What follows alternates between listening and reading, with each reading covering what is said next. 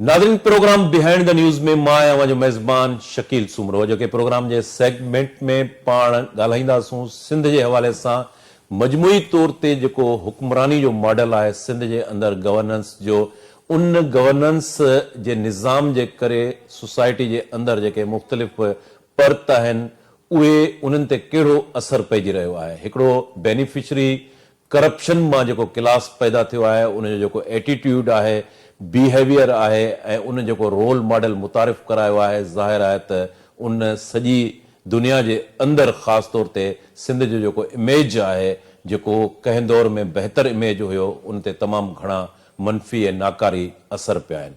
पाण उन्हनि खुलियल कचहरियुनि जो बि अॼोके प्रोग्राम में डिस्कस कंदासूं, जेके कुझु ॾींहं पहिरें जेको आहे जेके चूंडियल नुमाइंदा हुया, सलाहकार, वज़ीर, उन्हनि जो जेको एटीट्यूड मसइलनि खां अणवाक़िफ़ ऐं उनखां सवाइ उनजो जेको मजमूई तौर ते मोरूसी सियासत वारी जेका उनमें झलक नज़र आई, उन ते बि अॼोके प्रोग्राम में पाण डिस्कस कंदासूं। प्रोग्राम में असांखे जॉइन कयो आहे नाले वारे लेखक, अदीब, प्रोफेसर इनाम शेख साहब। इनाम शेख साहब खे प्रोग्राम में भलीकार चऊं था। इनाम साहब, कचहरियूं, खुलियल कचहरियूं हिकिड़े दौर में त तमामु उन्हनि में डिलीवरी बि थींदी हुई, मसइला हल बि थींदा हुया। अॼु जी जेके खुलियल कचहरियूं आहिनि उन्हनि जो एटीट्यूड बि तव्हांजे साम्हूं आहे। हिकिड़ी पार्टी जो 18 सालनि जो इक़्तिदार, उन इक़्तिदार खां पोइ तव्हां ॾिसो जेकॾहिं मजमूई तौर ते त पॉलिटिकल पार्टी जे अंदरि हिकिड़े सलाहकार, चूंडियल नुमाइंदे, MNA, सेनेटर, वज़ीर जो बिहेवियर कहिड़ो हुजणु खपे, उहो खुलियल कचहरियुनि में असांजे आॾो आयो। कीअं ॾिसो था हिन सॼी सूरताल खे? महिरबानी शकील। खुलियल कचहरियुनि जो कॉन्सेप्ट को नओं न आहे। मुख़्तलिफ़ तरीक़नि सां अवामी राब्ते जे लाइ इन क़िस्म जूं कचहरियूं या कैंप्स अंग्रेज़नि जे दौर खां ई शुरू थियूं। को डिप्टी कलेक्टर साहबु ईंदो हो, को कमिश्नर साहबु ईंदो हो, उनजी कैंप लॻंदी हुई। कैंप में माण्हू अची पंहिंजा मसइला ॿुधाईंदा हुआ। उनमें ॿिया बि एंटरटेनमेंट जा बि थींदा हुआ, पहलू हूंदा, पर हिकिड़ो पब्लिक सां कॉन्टेक्ट जो बि हूंदो हो, जिते फौरी तौर ते अवामी रिलीफ जे लाइ ऑर्डर्स थींदा हुआ।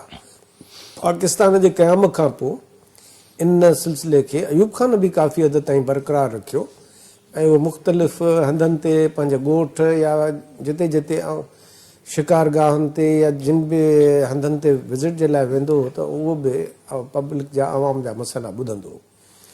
पर असांजे दौर में इन खे हिकिड़े बाक़ाइदे इंस्टीट्यूशन जो दर्जो ॾियण वारो ज़ुल्फ़िकार अली भुट्टो साहब हो, जंहिं खुली कचहरीअ जे ज़रिए सिंध जे तक़रीबन हर कार्नर में, हर ज़िले में, तालुके, बल्कि उन खां बि हेठी सतह ताईं भुट्टे साहिबु हिकिड़ो खुली कचहरीअ जो न सिर्फ़ु पाण ॼाण विछायो।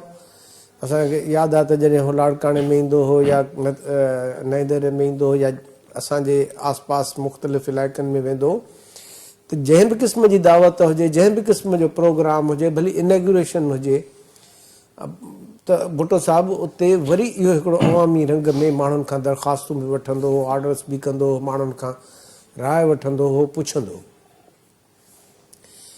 ऐं उन दौर में असांखे यादि आहे जेके पीपल्स पार्टी जा मिनिस्टर्स हुआ, हज़ार खान बिजाराणी, काइम अली शाह, अजाम सादिक अली, या जेके दुर मोहम्मद ओस्तो, प्यार अली अलाना, जेके इन क़िस्म जा उन दौर जा मिनिस्टर हुआ, उहे ख़ुदि इन शायदि भुट्टे साहिब जे हिदायतुनि तहत वक़्तु ब वक़्तु खुलियूं कचहरियूं लॻाईंदा ऐं उन में वाक़ई अवाम खे रिलीफ मिलंदो हो। जेके ऑफिसर आहिनि या लाॻापियल सियासी जेके अॻुवान हुआ, उन्हनि जो एहतसाब थींदो हो, उन्हनि खां पुछाणो थींदो हो। जिते बि माण्हुनि खे रिलीफ ॾियण जी ज़रूरत हूंदी उते उन्हनि खे रिलीफ मिलंदो हो ऐं माण्हू बि दिलि खोले ॻाल्हाईंदा। मूंखे यादि आहे त इंटरनेट ते बि उहा पई अथव। भुट्टे साहिबु हिकिड़ी खुली कचहरी कई शदाद कोट में, लाड़काणे जे पासे। उन में हिकिड़े हमराह हलंदड़ कचहरीअ में भुट्टे साहिब खे एॾो तंग कयो जो 2-3 दफ़ा भुट्टे साहिबु हुनखे फ़रमाइश कई, पर हू न जो मुड़े पियो त हुनखे सॾे करे चई, बसि अचु तूं, हाणे तुंहिंजो हल इहो आहे, तूं मुंहिंजे भरिसां अची वई। उनखे पंहिंजे भरिसां विहारे छॾियईं, उनखे दड़का न ॾिनई, उनजी इंसल्ट न कयईं। हाणे जेको इन खुली कचहरीअ जो ख़ासि तौर ते जेको एपिसोड हलियो आहे गुज़िरियल कुझु हफ़्तनि खां, इहो त ॾाढो हिकिड़ो आई ओपनर आहे। इहो त ये खास बाबुल खान भइयो जो घोटकी में शिकारपुर में इवन सिजावल जे अंदर को माण्हुनि खे माण्हुनि ते कंहिं ते तशदुद कंहिं जूं बेइज़तियूं किन खे छा। हाणे इहो उहो तरबियत जो फुक़दान आहे जेको पार्टी पंहिंजे अॻुवाणनि जो न करे सघी आहे। पुराणे दौर में इन कल्चर जे पुठियां हिकिड़ो त भुट्टे साहिब जो स्पिरिट हो, हिकिड़ो भले सिपाफ हुजे या पीपल्स पार्टी हुजे, उनजे अंदरि अहिड़ा हल्का हूंदा हुआ जेके माण्हुनि जी इख़लाक़ी या नज़रियाती ट्रेनिंग कंदा रहंदा। मूंखे यादि आहे भाऊ मौला बख़्श चांडियो, कुझु ॿिया अॻुवाण, ख़ुदि लाड़काणे में काफ़ी हिकिड़ा पीपल्स पार्टी लाड़काणे जा अॻुवाण हुआ, उहे बि मावटो साहिबु या कुझु ॿिया, उहे बि इन में हिसो वठंदा हुआ त जीअं माण्हुनि में सियासी कल्चर पैदा थिए, माण्हुनि में अवामी रंग अचे, जेके अॻुवाण आहिनि पार्टी जा उन्हनि में जे दिमाग़ में जेकॾहिं का बरतरी जो अहसासु आहे त उनखे घटि करे। पर हाणे जेको आहे सो तव्हां इहो ॾिसो था, इन जो नतीजो इहो थियो आहे त अवाम वधीक मुतनफ़र थो थिए। नौजवान ख़ासि तौर ते जेके वकील आहिनि, अदीब आहिनि, के मज़दूर रहनुमा आहिनि, या पब्लिक ज़िंदगी जे ॿियनि शोबनि सां वास्तो रखंदड़ वापारी आहिनि, मास्तर आहिनि, उन्हनि सभिनी जी हाणे रीच मीडिया जे ज़रिए जदीद दौर जे ट्रेंड्स ते पइजी वई आहे। उहे जॾहिं पंहिंजे मसइलनि जो हल थींदे नथा ॾिसनि कंहिं बि फोरम तां, त फ्रस्ट्रेशन मां उहे पार्टी अॻुवाणनि सां खुली कचहरी में विड़ी था पवनि, छाकाणि जो उहो ॾिसनि था त रिलीफ हुअं नाहे मिलणो, पंहिंजे अंदर जी बाहि ठारे छॾिजे। ऐं ख़ासि तौर ते छो जो सोशल मीडिया उनखे कवर करे थी, उन जे करे उहे माण्हू जेको आहे सो पंहिंजे चिड़ ऐं कावड़ जो इज़हार करण में बि नथा हबकनि। ऐं इहा हिकिड़ी ॿिन्ही न, इहा पार्टी जी पीपल्स पार्टी एज़ अ हुकूमती पार्टी, उन जे लाइ वॾी गणतीअ जोगी ॻाल्हि आहे त हाणे माण्हुनि उन्हनि खे उनजे लीडरशिप खे काउंटर करणु शुरू कयो आहे। ऐं उहो बि तो हिकिड़े हॉस्टाइल तरीक़े सां, बेज़ारी ऐं चिड़ ऐं कावड़ वारे रवैये सां। ऐं मुसीबत इहा आहे त उन रवैये खे हैंडल करण जे लाइ वरी सियासी अॻुवाणनि खे, पार्टी अॻुवाणनि जी तरबियत कान्हे, उन्हनि जी कंहिं क़िस्म जो जेको आहे सो ग्रूमिंग न आहे। मूंखे यादि आहे, मां इस्लामाबाद में खुर्शीद शाह साहिब जे बंगले ते ॿ टे दफ़ा वियोसि कंहिं पंहिंजे यूनिवर्सिटीअ जे कम जे हवाले सां, या उते सखर में बि असां कैंपस पिया ठाहियूं, मुंहिंजो अचणु वञणु थींदो हो, त मां इहो ॾिसी हैरान थींदो हुउसि त खुर्शीद शाह साहिबु तमामु हिकिड़ा माण्हुनि जे ॾुखियनि ऐं कावड़ वारनि सुवालनि खे बि तमामु हिकिड़े फ़हमीदे तरीक़े सां हैंडल कंदो। हाणे उते सखर में अदरवाइज़ हुनजो रोल कहिड़ो आहे, हुन पब्लिक जी मदद कई आहे, मसइला हल कया आहिनि न कया आहिनि, उहा मूंखे ख़बर घणी न आहे, मां उन लाइ कुझु माण्हू न आहियां। पर जंहिं क़िस्म जा हारी नारी पोरियत पंहिंजा पार्टी अॻुवाण एक्सेस वठी ऐं हुन ते जुल्म जे हद ताईं हलिया वेंदा, उनखे जंहिं तरीक़े सां उहो काउंटर कंदो, उहो ॾिसण वटां हूंदो।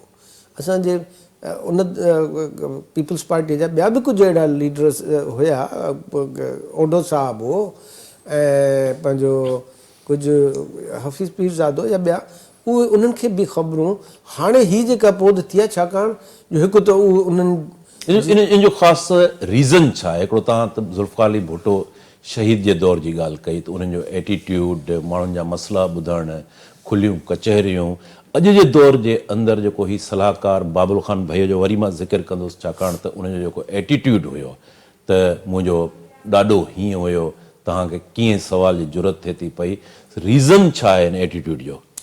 ॾिसो, रीज़न इहो आहे त हिकिड़ो त तमामु घणो पैसो अची वियो आहे। जेका लीडरशिप आहे पार्टीअ जी, हर हंध ते उन्हनि जाइज़ नाजाइज़ तरीक़नि सां एतिरो पैसो कमायो आहे जो हो हाणे पाण खे कंहिंजे साम्हूं जवाबदारी नथा सम्झनि। ताज़ो हिकिड़े साबिक़ वज़ीर जे पुट जी शादी थी, उहा तव्हां ॾिठी हूंदी, त मां त सम्झां थो करोड़नि खां त मथे ख़र्च आहे। पर हिन शइ जी ज़रूरत कहिड़ी आहे? इन डिस्प्ले नुमाइश जो कहिड़ो आउटपुट आहे? पार्टीअ खे या पार्टीअ जो बाबति तासुर खे कीअं सघ मिली सघे थी? ऐं ॿियो जेको अहम पहलू आहे त जेके सियासी अॻुवान आहिनि, उन्हनि जो हिकिड़ो गठजोड़ आहे कनाइवनि सां, शहर जे इंजीनियरनि सां, म्यूनिसिपालिटी जे ऑफिसरनि सां, वर्क्स ऐं सर्विसिस डिपार्टमेंट जे, सिहत खाते जे, तालीम खाते जे मुख़्तलिफ़ माण्हू उन्हनि जा रखरायल आहिनि, पुलिस उन्हनि जी रखरायल आहे, पुलिस जा अहम अहलकार, डिस्ट्रिक्ट मैनेजमेंट वारा उन्हनि जा अहलकार रखरायल आहिनि। उन्हनि अहलकारनि खे ख़बर आहे त राति असां वेही साहब सां डील कयो आहे।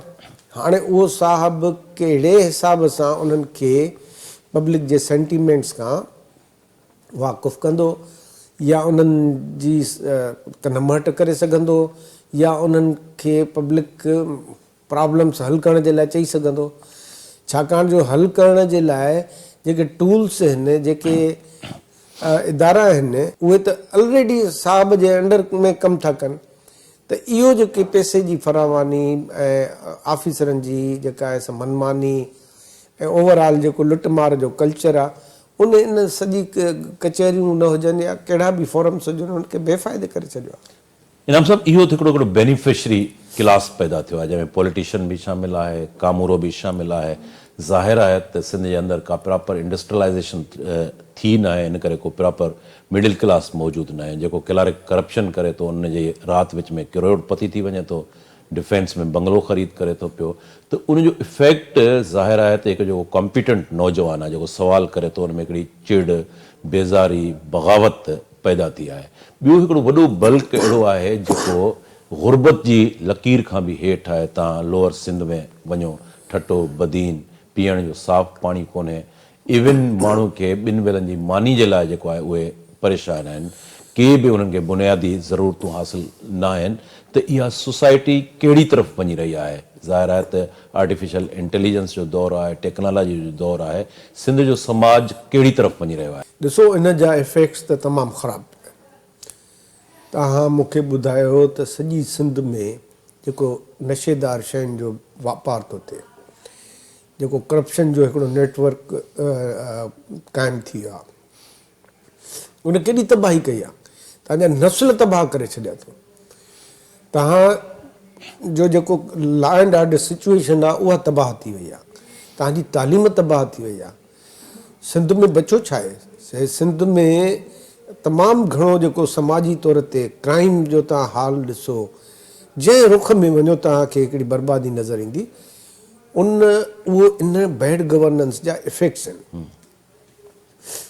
मूंखे त सम्झ में नथो अचे, ख़ासि तौर ते लोअर सिंध में शायदि को अहिड़ो नंढो ॻोठु हुजे जिते माओ, गुटको, साईं शराब या ठरो या इन क़िस्म जूं शयूं आम न हुजनि।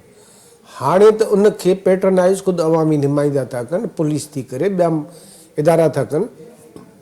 नतीजतन अॼुकल्ह सोशल मीडिया ते आम तासुर आहे त जेकॾहिं पुलिस वारो बाक़ी करप्शन का बि न करे, पुलिस जो अहलकार ज़िले में या पंहिंजे हदुनि में, त हुनखे जेके भत्ता मिलनि था मंशियात ते, हुनखे जेके भत्ता मिलनि था हिकिड़े गैर क़ानूनी कारोबार ते ऐं ॿियनि ते, उहे ई हुनजे लाइ काफ़ी आहिनि। करोड़े रुपया हुनखे मुफ़्त में मिली था वञनि। हिकिड़ो इहो थियो आहे। ऐं ॿियो त तव्हां अख़लाक़ी तौर ते माण्हू तबाह थी आहे। हाणे हुननि जे लाइ प्रॉस्टिट्यूशन खां वठी ॿिया जेके अहिड़ा बिज़नेसिस जेके कॾहिं कंहिं दौर में माण्हू तसवुरु न करे सघंदो हो, माण्हू मारण जे हद ताईं तयारु थी विया आहिनि, छाकाणि जो हुननि खे पैसा था मिलनि। हाणे इहे समाज में वधंदड़ अणबराबरी, नाजाइज़ी, ज़ुल्म ऐं एक्सप्लाइटेशन जो नतीजो आहे। हाणे तव्हां पाण ॾिसो त गुरबत जी लकीर में असां किथे वञी पहुता आहियूं। असांजा 80 लख जे वेझो त रुॻो ॿार आहिनि जेके स्कूल खां ॿाहिरि, ऐं को 30-40 लख पेनूं फ़क़ीरनि जो तादाद थी वियो आहे। साईं मुंहिंजे चवां, तव्हांजे तालीमी इदारनि में न उस्ताद पढ़ाइनि था, न शागिर्द पढ़ण जे लाइ तयारु आहिनि अक्सर। त हाणे इन सूरत हाल में जेका दुनिया तव्हां ॻाल्हि कई, IT ऐं AI जी दुनिया, उन में असांजो माण्हू कीअं वेंदो जॾहिं न इदारा था कमु कनि, जॾहिं न हुननि जा अवामी नुमाइंदा था कंहिं क़िस्म जो रिलीफ ॾियनि, ऐं जॾहिं जेके ॿिया समाजी सियासी फोरम्स आहिनि उहे जेके आहिनि से तमामु उन्हनि जो अदम दिलचस्पी वारो रवैयो आहे। अॻे कॉमप्रस्त पार्टियूं इन्हनि मामलनि में तमामु घणो दिलचस्पी वठी ऐं मंशियात खां वठी जेके बि क्राइम्स आहे या जेके बि ॿ नंबरी धंधा उन्हनि ते एहतजाज कंदा। हाणे उहो एहतजाज बि ख़तमु थी वियो आहे। इहा ॾाढी हिकिड़ी अलर्मिंग सूरत हाल आहे। पीपल्स पार्टीअ खे हिकु हुकूमती पार्टी तौर ते इन जो इज़ालो करणु खपे ऐं इन ते हंगामी तौर ते पंहिंजे उपाउ वठणु खपनि। हिन सॼे पंहिंजे एडमिनिस्ट्रेटिव स्ट्रक्चर जो में बुनियादी जिन खे स्ट्रक्चरल चेंजिस चइबो आहे उहे आणणु खपनि। ऐं असां इहो सम्झूं था त जेका मां त सम्झां थो त सिंध जो वॾो वज़ीर या कुझु ॿिया वज़ीर या ख़ुदि बिलावल भुट्टो ज़रदारी इहे सभु इन कैपेसिटी में आहिनि त करे सघनि था। इस्टेब्लिशमेंट एजेंसियूं ॿियूं धुरियूं तव्हांखे सोसाइटीअ में चङा कम करण खां कोन थी रोकनि। हुननि जा पंहिंजा इंट्रस्ट आहिनि, पॉलिटिकल गेन्स आहिनि, पॉलिटिकल एजेंडा आहे, उन ते तव्हां सां डिफर कंदा। बाक़ी जेको कुझु तव्हांजे वस में आहे उहो त तव्हांखे करणु खपे। ऐं जेकॾहिं इहो असां सॼी पढ़ियल लिखियल क्लास, मीडिया, वकील, दानिश्वर, अदीब, शाइर इन जो नोटिस न वरितो त इन सूरत हाल ॾाढी पेचीदा थी वेंदी। इनाम साहब, तव्हां इंटेलेक्चुअल जी ॻाल्हि कई, इहा सिंध जी सुञाण धुरियूं आहिनि, पॉलिटिकल पार्टियूं आहिनि ऐं असां ॾिसूं था त उहे बि इन सिस्टम जो हिसो थी चुका आहिनि। बजाए जो उन्हनि ते तनक़ीद कजे ऐं का इस्लाही तनक़ीद तव्हांखे ॾिसण में मिले, तव्हां रुगो फेसबुक जे अंदरि ॾिसो त कीअं हिक ॿिए जा पटका लाहिनि था। तनक़ीद जो जेको आहे उहो लेवल तव्हां उते ॾिसो, स्टैंडर्ड ॾिसो त उहे ख़ुदि इंटेलेक्चुअल क्लास बि त उनजो हिसो थी वियो आहे न। उहो बि चए थो त किथे न किथे मेलनि जी सूरत में, फेस्टिवल जी सूरत में, कंहिं डॉक्यूमेंट्रीज़ जी सूरत में उनखे फैसिलिटेट कयो वञे, उनजे खीसे में पैसा अचनि था, उहो त ख़ामोश रहे थो।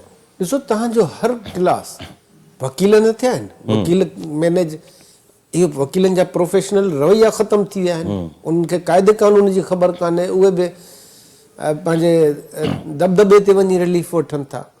उस्ताद यूनियन तव्हां ॾिसो उन्हनि छा करे छॾियो आहे।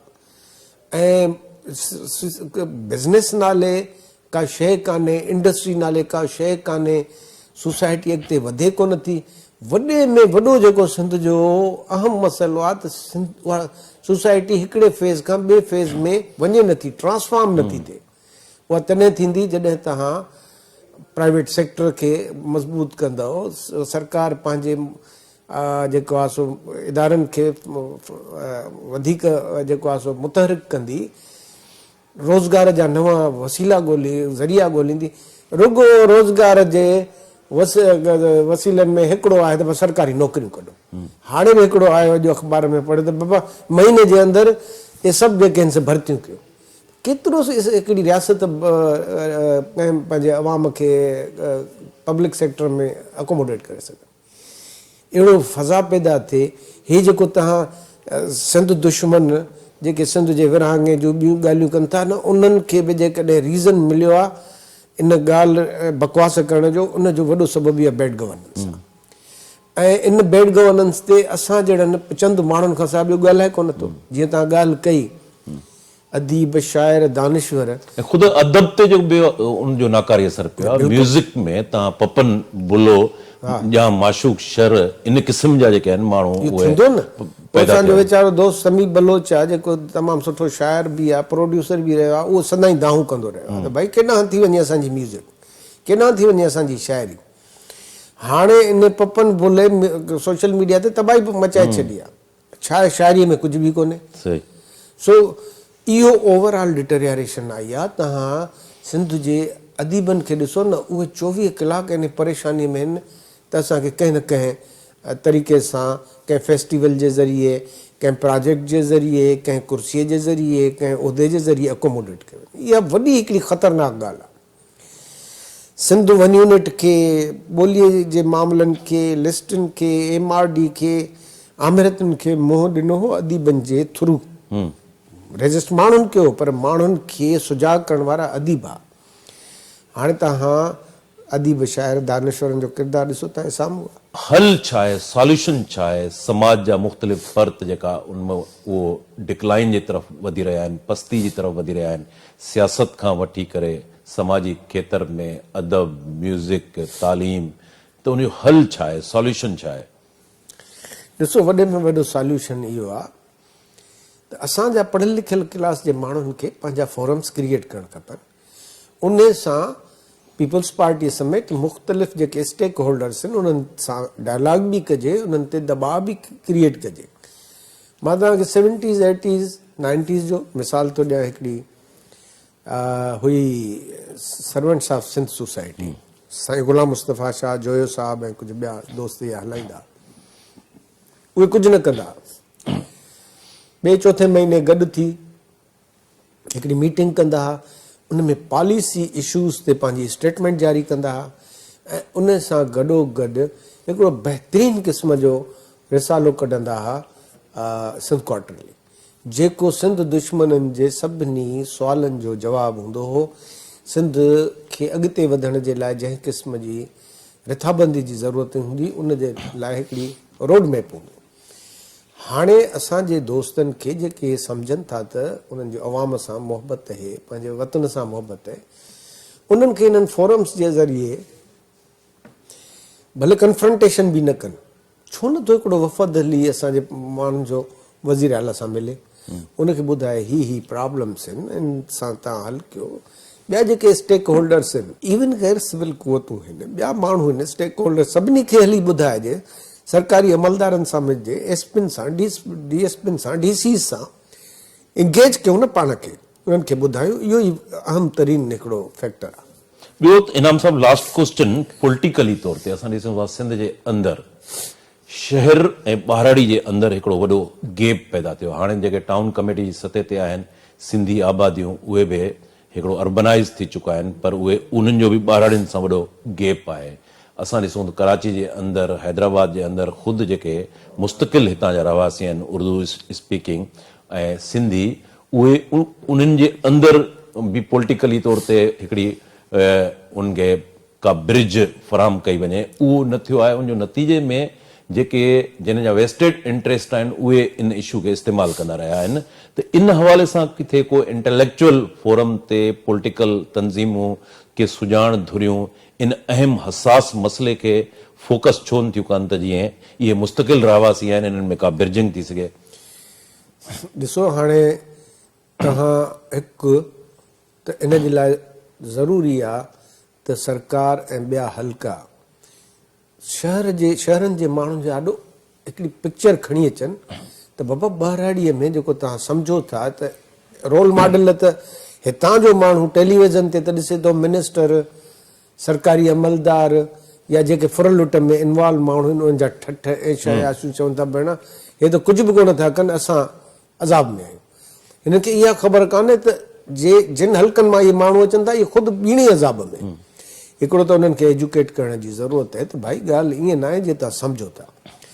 नंबर 2 त हिननि जे हुकूमती परफॉर्मेंस खे बि मॉनिटर करण जी ज़रूरत आहे। तव्हां कराची असां में वेठा आहियूं, हिकिड़ो सिधो university road first class road हिननि ई ठारायो, उनखे ड्राहे हिकिड़ी पुल ठाहे, इहो पंहिंजो मेट्रो सर्विस जे लाइ हिननि रोड जो तबाही कई आहे। उहो गुज़िरियल 5-6 सालनि खां जेको टोटल कंप्लीट नथो थिए, मुकमल नथो थिए। हाणे इहो तासुर कहिड़ो वेंदो?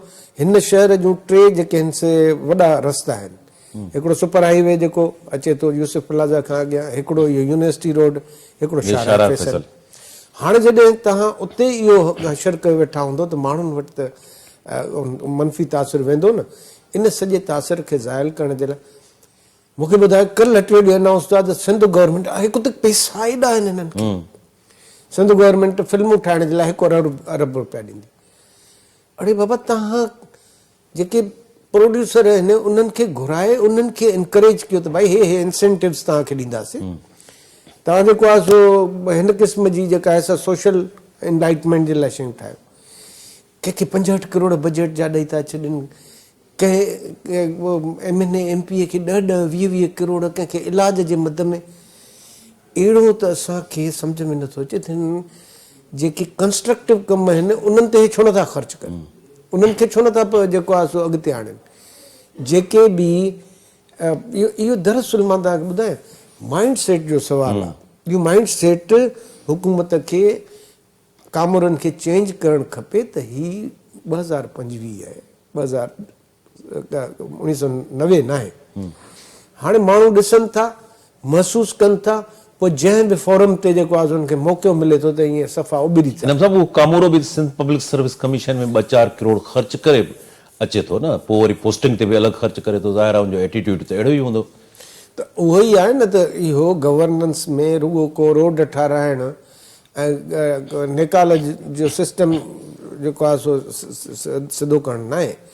जेके बि तव्हांजा इदारा आहिनि, तव्हांजी यूनिवर्सिटी जिन खे तहक़ीक़ करणु खपे, तव्हांजा तालीमी इदारा जिते ॿारनि जी ट्रेनिंग थियणु खपे, तव्हांजा जेके बि तव्हां जेका ॻाल्हि कई, इन्हनि सभिनी ते फोकस करण जी ज़रूरत आहे न। उहो शकील तॾहिं थींदो जॾहिं या त हिननि जो माइंड सेट चेंज थिए, मॉडर्न दौर में ई रहनि, ही पंहिंजा टास्क फोर्सिस ठाहिनि, ही पंहिंजा जेके आहिनि से मुशावरती पंहिंजो हल्का ठाहिनि ऐं स्ट्रक्चरल बुनियादी तब्दीलियुनि जे लाइ हिकिड़ो अहिड़ो रोड मैप तयारु कनि ऐं करे सघनि था। हिननि वटि उहा कैपेसिटी आहे, पैसो बि आहे, कंसल्टेंसीज़ बि आहिनि। उनखे इम्प्लीमेंट करण जी विल कान्हे का। उहा विल हिननि जे सियासी लीडर जेका मथे टॉप ते वेठी आहे 4-5 ॼणा, उन्हनि मां कंहिं हिकिड़े खे इहा ॻाल्हि सम्झाइणी पवंदी त जेकॾहिं तव्हां न कंदव त सिंध तव्हांजो फ़सुलु आहे न, खेती आहे, इहा हिकिड़ी हद ते अची वीरान थी वेंदी। तव्हांजे लाइ बि कुझु न पहुचंदो, अवाम त हूअं तबाह लॻो। बिल्कुलु ज़ाहिर आहे त हुक्मरान जमायत ऐं इनाम साहब जेके ॻाल्हियूं कयूं, उन ते हुक्मरान जमायत खे हर सूरत में अमल करणु खपे। जेसिताईं हुक्मरानी जो जेको मॉडल आहे उहो डिलीवरी तरफ़ न वधंदो, उनमें बहितरी जी का असांखे उमेद नज़र न ईंदी, तेसिताईं इहे सवाल उथंदा रहंदा। ऐं सिंध जे अंदरि ख़ासि तौर ते जेको नौजवान कॉम्पिटेंट आहे, उनमें जेका बेज़ारी आहे, चिड़ आहे, कावड़ आहे, उहो अॻिते हली हिन हुकूमत जे लाइ वॾो प्रॉब्लम पैदा करे सघे थी। हिते प्रोग्राम जो वक़्तु पुॼाणी खे पहुतो। ईंदड़ प्रोग्राम ताईं पंहिंजे मेज़बान शकील सुमरो खे इजाज़त ॾींदा। अल्लाह भाई।